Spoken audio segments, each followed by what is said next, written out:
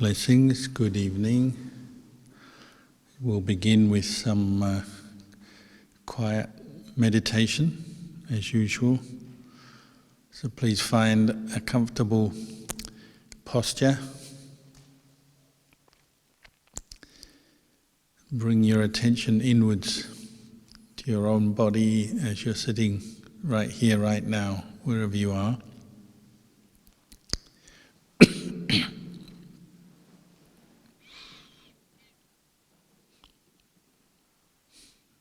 As you are probably already well aware, in the course of the day, your mind has been wandering around to many different objects, issues, thinking about many things, reacting to different things with different emotions. Very active. Much of it you weren't particularly aware of, probably. But now is the time to really pay attention to your own mind. Even if you only do this once a day, it's a very powerful way to train and develop your mind. Learning to turn attention inwards, back to the body and mind itself. But it will take some effort and practice because of this habit of the mind always picking up a new object, a new issue to think about.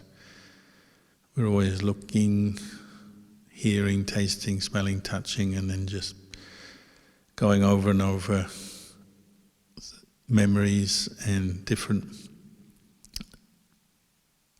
moods and things that come up in the mind. One thing after another. Now we're just turning our attention to just one object to begin with, as a way to improve the strength of mindfulness. So you have to have a basic appreciation that this is something worthwhile, because it's not necessarily easy. So usually we begin our meditation maybe thinking of the Buddha, our teacher, reminding ourselves of what we're doing, the way of practice. So if you're practicing mindfulness of breathing, that's going to be your aim for the next period of time, to keep the breath in mind, to bring attention to the breathing, to know your own breathing more than anything else. And that means when your mind wanders away, strays away, your aim is to come back to the breath, keep it in mind. We say to recollect the breath, or you could say remember the breath, not to forget it. And this will take practice because your mind loves to move from object to object. However pleasant or unpleasant they are, it's just such an ingrained habit. It takes quite a lot of effort to go against that. You're going against some of your well-formed habits and pathways of mental behavior. And of course, there may be even distractions around you wherever you're sitting right now. Sounds and other activities going on around you. So you have to put your attention onto this practice, onto your own mind and body, and onto the breath. But don't be discouraged if your mind does wander and stray. It just means you need to practice more, and that is the practice, working with that habit in the first place. So try and find the feeling, the sensation, the feeling of the in-breath and the out-breath at one point. Tip of the nostrils, or the chest, or the abdomen.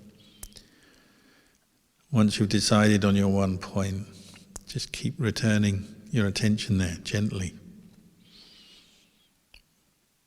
Don't let your mind convince you that there's something else you should be doing. This is the important thing for this next 15 minutes. The important thing is to pay attention to the breath. Each breath in, each breath out. This is exactly how the Buddha practiced on the night of his enlightenment. You could say the enlightenment of the Buddha began with the Buddha keeping his breath in mind, turning to the breath and the powerful effect the breath, by focusing on the breath, the powerful effect it has on your mind, to calm the mind, but also to bring up mindfulness and clear comprehension from moment to moment. You're teaching your mind to let go of everything else. Just stay with that sensation, knowing the breath as it goes in, and the breath going out. Allowing your body to settle down, but don't allow yourself to fall asleep. Try and sit up straight, stay alert. But don't be pushing so hard that you feel tense or uncomfortable either. Just look and learn about the kind of effort, the quality of effort you're bringing to your meditation right now. Whether you're too relaxed or you're pushing too hard, or maybe you're allowing your mind to be distracted because there's something you want to think about. Even that will teach you something. You start to get to know your own habits of mind, the desires and the attachments. Because things you've attached to before will come up again as you meditate. To take your attention away from the breath and to think about something you like or something you don't like. These attachments will be kind of demanding your attention, quite naturally. It may seem like a person or a conspiracy or some external force trying to confuse you or take your mind away from the breath. It's just a habit of building up attachments unmindfully through our day, through our life.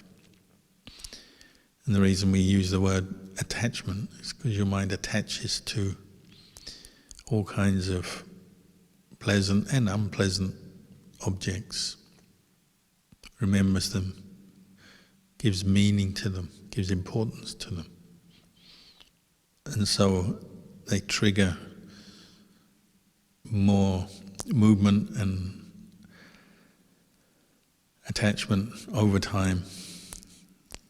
You remember something that makes you feel happy, or you want to think about it. Remember it, go into it, and then you forget the breath.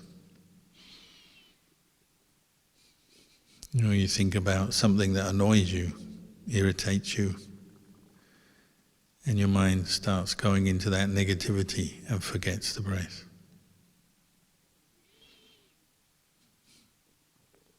Or it could be a physical sensation demanding your attention, a bit of pain or an itch.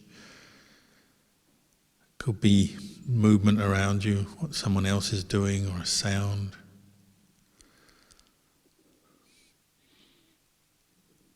But now is the time to practice mindfully returning to the breath over and over again.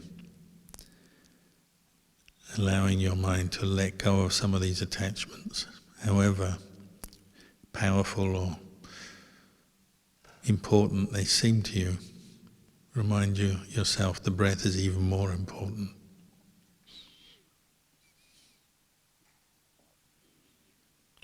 So for the next period of time, I'll stop talking and just try keeping your attention, coming back to the breath over and over again till you hear the bell.